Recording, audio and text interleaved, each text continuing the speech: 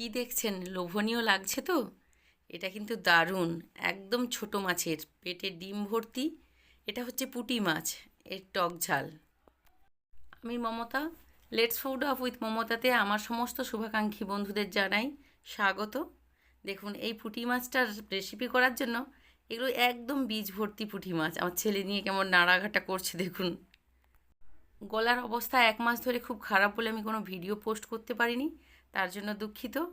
এখন দেখুন, এই পুঁটি মাছগুলো আমি ভালো করে পরিষ্কার করে নিয়েছি। পেটের ভিতরে বীজগুলো কত সুন্দর আছে। আমি এই পাতিলেবু অর্ধেকটা নিয়ে এর রসটা দিয়ে দিচ্ছি এর মধ্যে।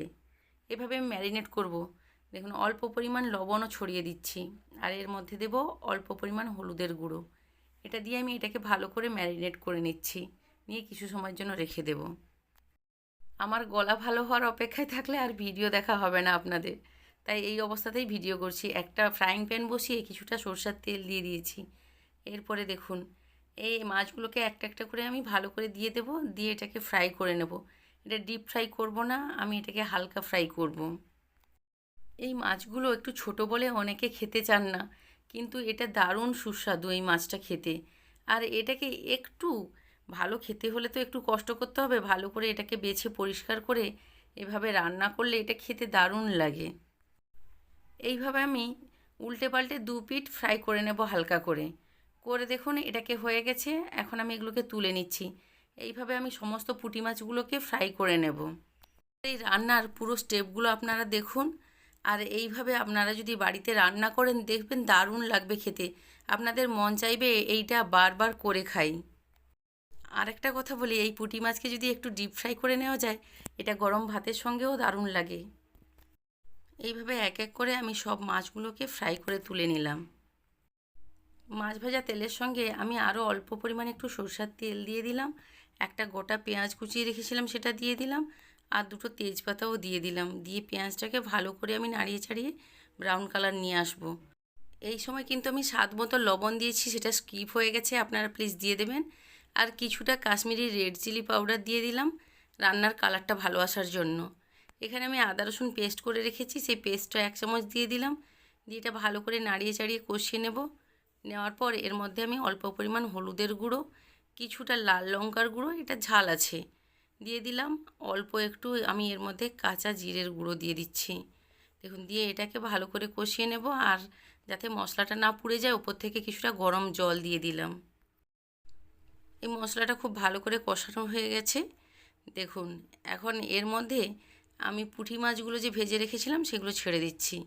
দিয়ে এর যে হালকা হালকা ঝোলটা আছে, সেটাও এই পুঁটি মাছের সঙ্গে একসঙ্গে মরে যাবে। তাহলে মাছ সহ মশলাটা আরও ভালো করে কষানো হয়ে যাবে। লবণটা অবশ্যই দেবেন, আমি কিন্তু স্কিপ করে গেছি, সেটা আমি বলেছি আপনাদেরকে।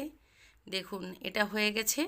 এখন আমি একটা বড় টমেটো একদম পাতলা করে কেটে রেখেছিলাম, সেটাকে এইভাবে ভালো করে বিছিয়ে দিচ্ছি তার উপরে। এটা কিন্তু হালকা সেদ্ধ হয়ে যাবে ভালোভাবে, আর ভালোও লাগবে খেতে। দেখুন, একসঙ্গে দিয়ে আমি এটাকে আর খুন্তি লাগাবো না। আর এর ওপর থেকে কাঁচা লঙ্কা, এটাকে আপনারা মুখ ফাটাতে পারেন, নাও ফাটাতে পারেন। মুখ ফাটালে বেশি ঝাল হয়ে যাবে।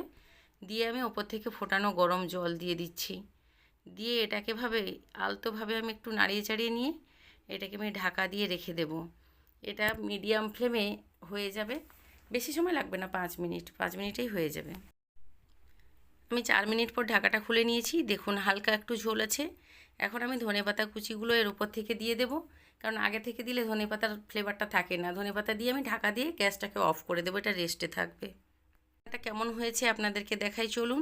দেখুন, লাস্ট ফিনিশিংয়ে এই পজিশানে এসছে। এখন আমি এগুলোকে প্লেটে তুলে নেব। দেখুন, একদম মাখা মাখা হয়েছে, আর খুব সুন্দর কালারটাও ভালো এসছে। টমেটোগুলো সেদ্ধ হয়ে গেছে, কিন্তু একদম গোটা গোটা আছে। এগুলো খেতে খুব ভালো লাগে। আমার গলাটা ভীষণ ব্যথা করছে, আমি আর কথা বলতে পারছি না। আপনাদের কাছে অনুরোধ করব, আপনারা আমাকে সাপোর্ট করুন, তাহলে আমি নতুন নতুন রেসিপি আপনাদেরকে আরও সহজভাবে করে দেখাবো।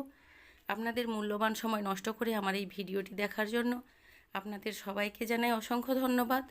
আপনারা সবাই ভালো থাকবেন, সুস্থ থাকবেন। ফিরে আসবো নতুন একটি রেসিপির সঙ্গে।